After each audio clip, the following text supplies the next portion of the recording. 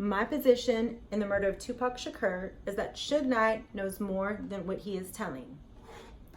Tupac Shakur, pictured here, was a 25-year-old rap artist that was emerging on the scene and becoming very popular. Suge Knight was a gangster rap mogul, and he was known for his cutthroat tactics. 3 reasons why I believe that Suge Knight knows more than what he is telling is because, for one, Suge Knight was highly invested in Tupac's career. According to Runtage, a year before his death, Suge Knight made a deal with Tupac. In exchange for signing to his record label, he would post a $1.4 million bond to get the rapper off of Rikers Island.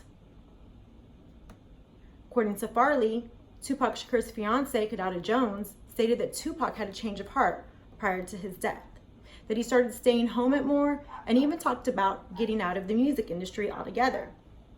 Another source, Morris, states that Tupac was planning to leave Death Row altogether and start his own record label.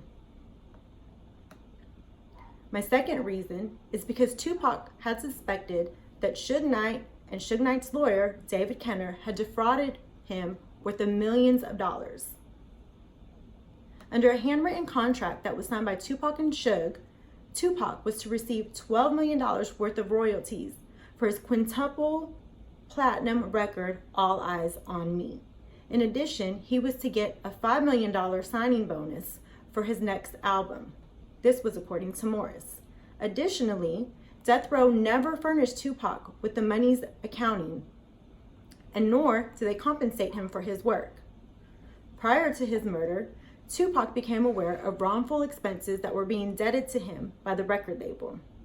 Some examples include $120,000 in rent for a Malibu home in which David Kenner, Suge Knight's lawyer, resided in, $28,000 for a Chevy Suburban. The name on the title was Norris Anderson. Norris Anderson was Death Row's GM and Suge Knight's brother-in-law. There was also $23,000 in repairs to a Porsche that was never owned by Tupac Shakur. My third and final reason for believing Suge Knight knows more is because not only did he have the motive, but he also had the opportunity. Suge Knight was referred to the most feared man in hip-hop. He used physical force against other producers to relinquish their contracts with artists whom Suge was scouting to sign for his own record label. Knight had no plans on changing the product or the artist that his label produced, according to Farley. And furthermore, it was rumored that Suge was conspiring against Tupac because he found out that he was going to start his own record label, as stated by Runtage.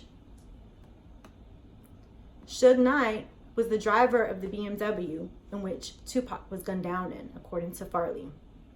This would give him the perfect opportunity to drive Tupac to the location in which he could be shot by any assassins waiting.